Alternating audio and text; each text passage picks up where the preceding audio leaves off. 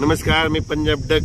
आज आहे 29 मे 2025 आणि मी आता आहे माझ्या गावाजवळ आणि आमच्या गावाजवळ बघा कसा पाऊस पडलेला आहे। म्हणजे जवळपास 250 मिलीमीटर पावसाची आतापर्यंत नोंद झाली। इतका पाऊस म्हणजे पावसाळ्यात दरवर्षी पावसाळ्यात अर्धा पडतो आणि या ठिकाणी पाहू शकता म्हणजे वापसा होणं तर शक्यच नाही। आणि या ठिकाणी आपल्या महाराष्ट्राच्या शेतकऱ्याला एक आनंदाची बातमी देणार आहे, कारण की इतका पाऊस पडायला मग हे बंद कधी होणार आहे। जर राज्यातल्या शेतकऱ्याला सांगू इच्छितो, आज आहे 29 मे 2025, आणखी 30 तारखेपर्यंत राज्यात भाग बदलत पाऊस पडणार आहे।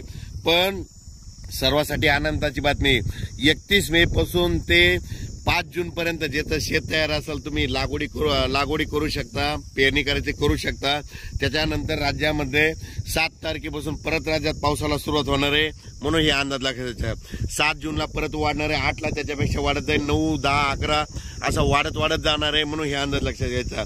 ज्यांचं शेत वापसा असेल तर तुम्ही तुमचं जमिनीची ओल पाहून पेरणी करू शकता। लागवड करायची तर सरकी कापसाची लागवड असेल तर बियाणाला टोचून लावू शकता, कारण की टोचून लावल्याच्या नंतर जरी पाऊस नाही पडला तर ती सरकी उगवते, कापूस निघतो, म्हणून हे लक्षात येतात। पण राज्यात मात्र 31 मेला म्हणजे बघा तुम्ही उद्या 30 मे पासून राज्यात वारं सुटायला सुरुवात होईल। असं जोराचं वारं वाईल, म्हणजे ते वारं जवळपास 5 तारखेपर्यंत 6 तारखेपर्यंत चालत आणि 7 तारखेला परत राज्यामध्ये ठिकठिकाणी भाग बदलत पावसाला सुरुवात होणार आहे, म्हणून हा अंदाज लक्षात येतो। सांगायचं झालं तर तो पाऊस पूर्व विदर्भ, पश्चिम विदर्भ, मराठवाडा, पश्चिम महाराष्ट्र या ठिकाणी जरा जास्त प्रमाणात आहे, म्हणून हे अंदाज लक्षात येतात।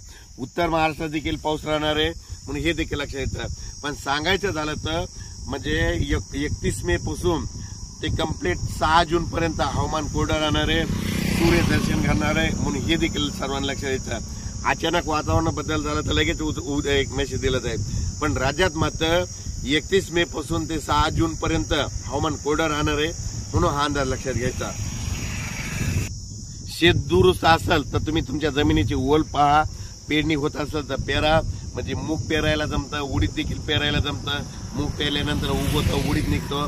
फक्त सोयाबीन पेरल्याच्या नंतर काय होतं, त्याला एखादा शिपका पाऊस लागतो। आणि कापूस लागवड करायची असली तर काय करा, असं टोचून बी लावा।